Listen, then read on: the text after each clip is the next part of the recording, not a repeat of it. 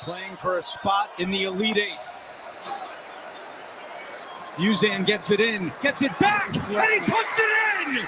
What a play! What a play indeed. What a play indeed. Had to show that one. Been talked about a lot, and just such a well-executed, well-designed play. Good morning, everybody. Spin Doc here. Going with a couple quick plays for you for the last two games of the Elite Eight. Wasn't live yesterday, but the result was the same. Two sweeps back-to-back, 4 in a row right now. We're riding high and ready to get you another one. The thing that I like the most about that play is that it has a relatively simple design. I saw a lot of people talking about like how it was like super complex. It really wasn't. Really what you had is you had the guy that was meant to get the ball on the opposite side, and all of that screening up top to start with was really more eye candy just for a distraction. And obviously the inbounder was meant to get the ball, but the whole point of all of those screens up top was to get the ball at the elbow for your post and then have the inbounder obviously step back in. And the whole point of that is when you set all those misdirection screens away from the ball is to make the defense fall asleep. It's exactly what happened, and you saw the result. So that's what got Houston to where we are today. But I had to show that because that was a it was well designed, but it was even better executed. Sometimes when you get into that situation, when you got like 2 seconds left or like 2.2 seconds left to tie game, that situation, you see kids panic and go really fast and try to get a lot of early motion and kind of give it away. You really didn't see that. Got post on the opposite side, just stayed home until it was his time to come across. Inbounder waited to step in. And the patience that Houston ran that with, I think, was really what was what got it. So yeah, so welcome in everybody. Thank you so much for joining. Appreciate y'all. Gonna go through the two Elite Eight games that we have. Gonna go through some stuff from last night and go through get all your questions, all your comments, everything answered. I already saw a comment in here and gonna welcome in. Oops, can we talk about the Misach report, I think it is. Sorry if I mispronounced that. Can we talk about the women's tournament too? Of course we can. Of course we can. This is college basketball. Can get to that at final thoughts at the end. And of course, anybody that has any thoughts on the women's tournament, admittedly, I'm not as versed in that as the men. Please feel free to put your comments in and we will get them up here. So first thing is Saturday review. Yesterday's games, obviously Florida and Duke punched their tickets to the Final Four. Tale of two different games, really. So Florida, I'll just be straight up. Florida didn't deserve to win that game. Actually, they were outplayed, out-hustled, out-everythinged by Texas Tech until about the last 2.5 minutes. And Todd Golden, especially because it's Sunday, Todd Golden better be saying prayer after prayer that he's got Walter Clayton on his team, because Walter Clayton bailed Florida out again. They were left for dead, and Clayton is he is one of the most clutch shot makers that I have seen in college basketball, probably over the last 5 to 10 years. The kid can go 0 for whatever, and then all of a sudden you need big shots at the end, and it's like he turns into Steph Curry, Michael Jordan, LeBron combined. It's just incredible.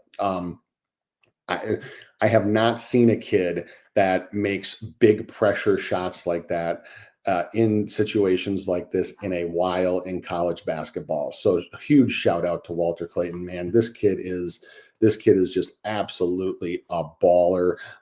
He completely took over that game. And like I said, Florida was left for dead. Florida did not play very well at all for 95% of that game. They had spurts, they had moments, but I don't know if Condon played particularly well. I don't know if some of the other guards played particularly well. Texas Tech had the elixir, and that was to crash the offensive glass with reckless abandon. And really, instead of trying to finesse Florida, because for all their size, Florida is rather more of a finesse team, just punched them right in the mouth. Just went absolutely through them. So Florida is a team that I think really, really needs to look kind of inward to themselves when it comes to the Final Four, because what they're gonna have is they're going to have to really find the toughness that Texas Tech brought for this game. Because like I said, Texas Tech just absolutely smacked them in the mouth. And offensive rebounding, there were just so many offensive rebounds that Texas Tech got, and so many times where Texas Tech just really got, second chance after second chance after second chance. So, TTU, the one thing that killed them is what kills teams at this time of year, whether you are in 8th grade, whether you're in 4th grade, high school, college, whatever. The little things cost Texas Tech. Missed free throws, empty possessions at the end. They had a few where they took some wild way too early threes, and it cost them. But the free throws are going to kill you. It's hard to shoot 7 for 13 in a closely contested Elite Eight game and come out on top against a team like Florida. Florida made their free throws. They didn't. But again, Walter Clayton, man, if Florida doesn't have him, they lose by double digits. So Todd Golden, hopefully you go to some church today, and hopefully you say a prayer to the man above for your guy, Walter Clayton, because he is the primary reason why you are in the Final Four. On the other side, unfortunately, it was what I kind of thought it would be. Duke ended up being a boat race. Look, all this talk about Alabama, and they made 4,000 threes against BYU, and that's good, and that's wonderful, and that's great for them. The problem that they have is that and it's the problem that every team has, is that Duke is just too damn good. They are too deep. They are too big. They are too long. They are too talented. This is the best team in college basketball. And especially after watching Florida yesterday, honestly, it's not close for me. This Duke team, while I don't know if they're as dominant as, say, UConn was over the last 2 years, specifically 2 years ago, I think that they're pretty close. And I say that as I'm not a Duke fan. I've never been a Duke fan. I'm not a Duke hater, but I'm just kind of about Duke. So I'm not a Duke fanboy at all, but I respect talent. And this team has it. They have size. They have speed. They have they play smart, and surprisingly, for a team of that many stars, they play unselfish. Cooper Flagg is one of the most unselfish superstars that I've seen in a while in college basketball. In fact, he's almost too unselfish sometimes. So Proctor has elevated his game. All of those guys are just playing fantastically. Shout out to Coach Shire for really going into the portal and building the team that he wanted. This is the team that he had in mind when after they lost in the Elite Eight last year, and so they punched their ticket. They're good to go. I would be very, very surprised if anybody but Duke wins this tournament. I really, really would.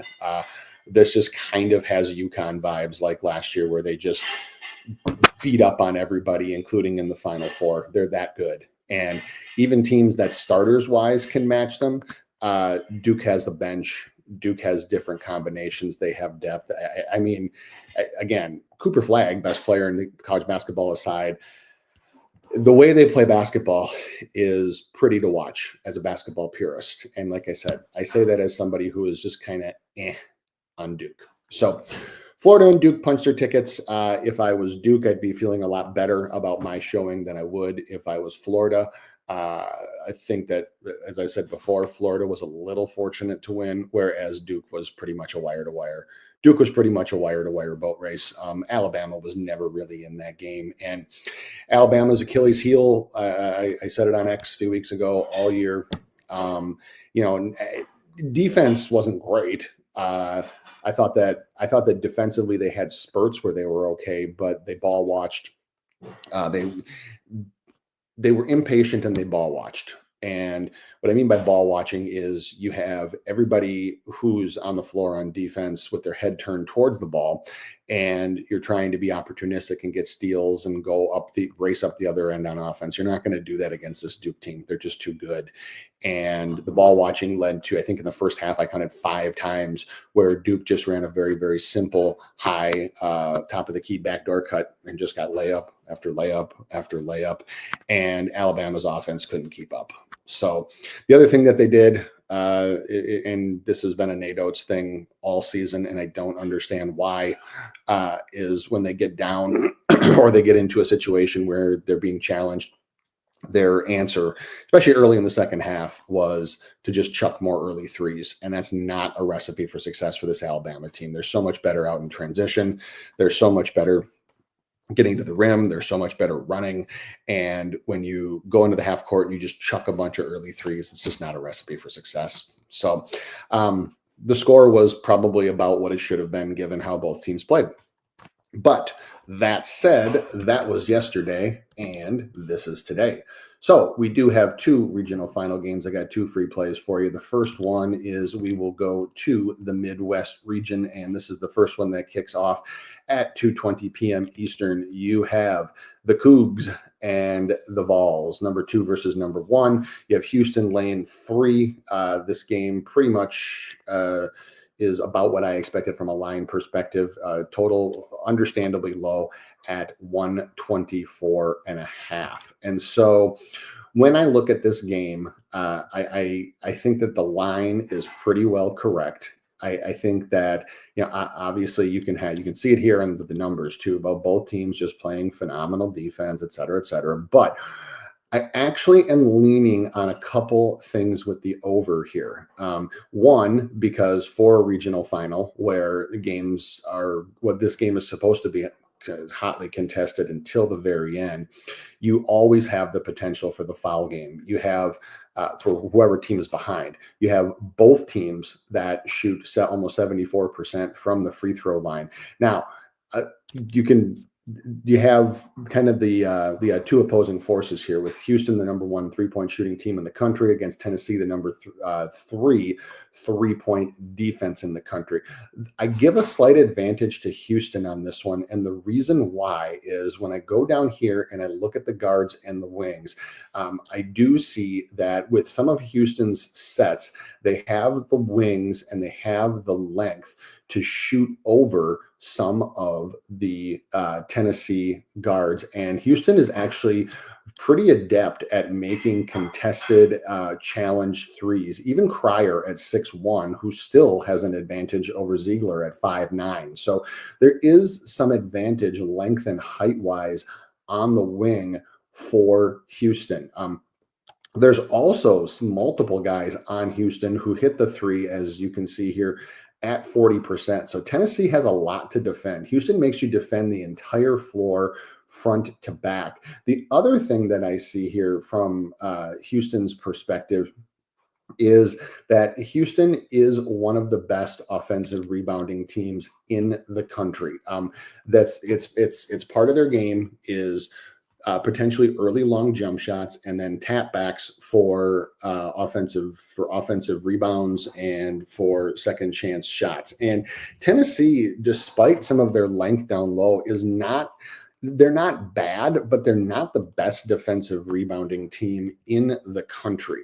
You can see here 199th overall in defensive rebounding. They can get beat on the boards. Now, Houston, their offensive rebounding, despite being obviously numerically good, it's been even better in the NCAA tournament, almost 40%. So you think about 2 out of every 5 shots that they miss, they're getting a second chance on. And Houston, that's where they get a lot of their threes. And so when you talk about Tennessee's rotation and their length, when you have a scramble drill like that, that's when you're most susceptible to secondary threes, and that's when you have the chance to even have more wide open threes because you have the scramble drill for the offensive rebound, you have a tap back, and you have a shot. Houston, 40% offensive rebound during this NCAA tournament. That would be very, very easily number 1 in the country. So there's an advantage there. You also have a Tennessee team who I kind of talked about how they are not the best defensive rebounding team in the world, but they're allowing 30% away from home and almost 30% during the tournament offensive rebound percentage. That 30% would be close to sub 300 in the country. So even if they force Houston into bad shots, there's a lot of chances for Tennessee or for Houston, I'm sorry, to use some of their muscle, again, get some tap backs and get some second chance shots. So my play here is actually on the Houston team total. And the Houston team total for me is just a touch too low. 63.5 is just a little bit too low for me. I can see this game being played probably in the mid to high 60s for both teams. I do think it's going to be a close game. You also have, again, a whole lot of opportunities for on either side. And that's why we're going with the team total, regardless of who wins the foul game. So fouls, free throws, quick scores, back and forth, et cetera, for potentially the last minute to a minute and a half. So Houston team total over 63.5 would be the first official play for the day. I see that YB CEO Rio, welcome in, my guy, saying let's go Houston. Yeah, I don't really have a take on the line itself. I think that Houston is probably correct. I think that Houston -3 is probably where the line should be. I think given the team's defensive prowess, both teams, the total is probably where it needs to be for the books to be able to set it and get a relatively equal amount of action on both sides. And real quick, before we go to the next one, trying to rob FanDuel, good morning to you. Good morning to Flow Creator. RJ3 Gaming, I know, is a Dookie, so good morning. Good morning to DMAC as well. And as you can see here, Sosa will be back April 1st or 2nd. And we got Daily Bread coming back this week. We'll talk about that on Final Thoughts. So next game we got is the only other one today for the men's. We got in the South, we got number 2 Sparty, Michigan State, taking on number 1 Auburn. You got Auburn laying a 4.5, a little bit more than what the Houston, Tennessee game is. This game kicks off at 5:05 p.m. and a total of 147.5. So the play that I have for this one is also on the total. So the total, but it's a different type of look and it's a different type of totals play. So both of these teams have had some really slow starts in the NCAA tournament, and they've had some slow starts offensively specifically. Michigan State in the first half of their 3 tournament games, despite winning all 3, is only shooting 42.3% from the field. They're shooting under 34%. Now, they don't shoot well from deep anyway. They're shooting under 34%, I think under 33% from deep in the first half.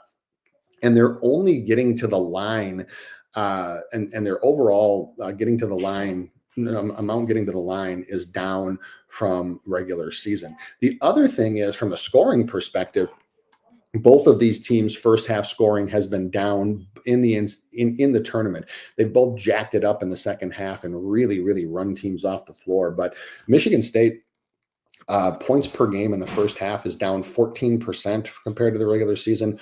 Auburn's first half points per game down 10%.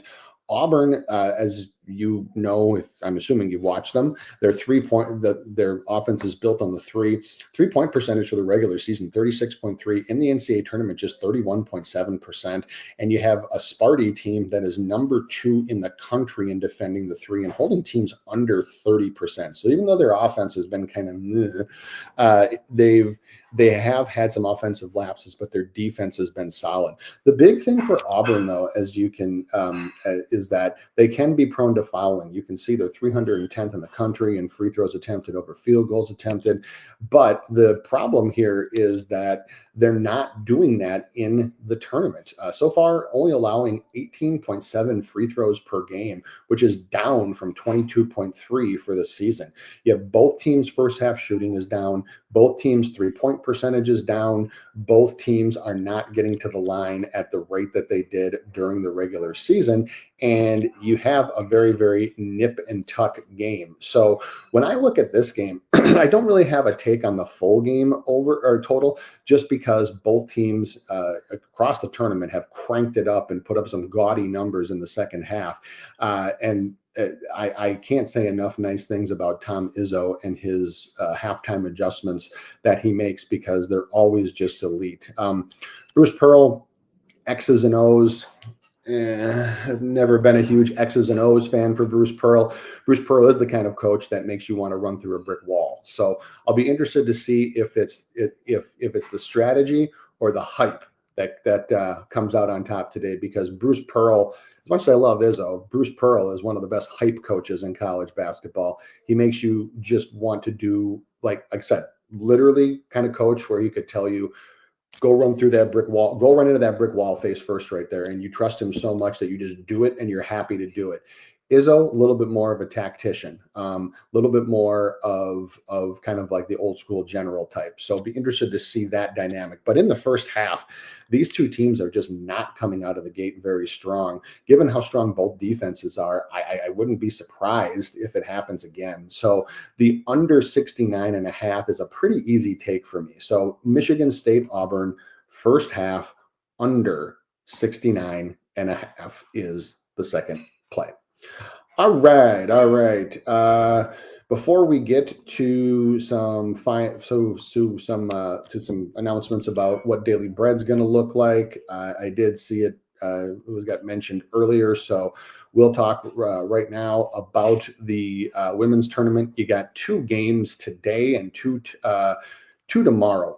So first thing I got to do, though, is, since we're talking about the women's tournament, I mean, I got to give a shout out to Paige Beckers, hometown girl, went to Minnetonka. She's from Minnesota girl, just went absolutely ballistic last night, and just literally just took over that game, went off for 46 rebounds. It's just so nice to see her succeeding after 2 ACL surgeries.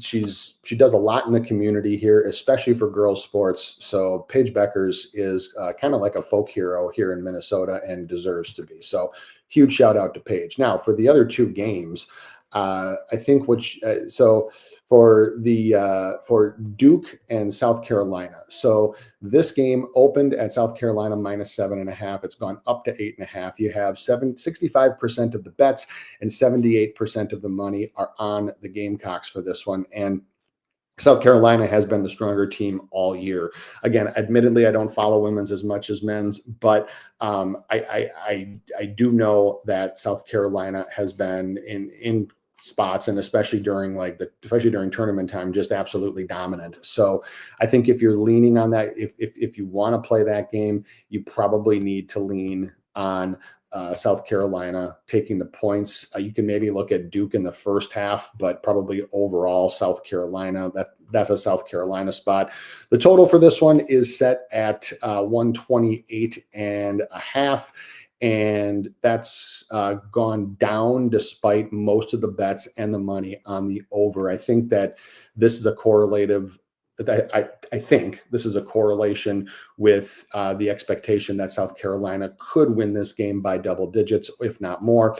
And blowouts tend to kill totals. So if you're going to play the total, my advice, given where the line's moving, would be to watch it live. See if South Carolina is starting to break this game open. You might want to take a live under, because that teams that tend to slow it down when they're up, milk the clock, etc. So I would tend to lean on just watching for a total live, and I would probably have to go with the Gamecocks. On the other side, you have LSU and UCLA at 3 p.m. Eastern time. You got UCLA laying 4.5 with a much higher total of 146.5. For this one, so far this game opened at 4.5. It's pretty much held there. You got 66% of the bets, 68% of the money on LSU, and you do have the line not really moving a whole lot despite that. So I admittedly, if anybody's got a take on this game, I'm probably more versed on Duke and South Carolina. You may want to put it in the comments.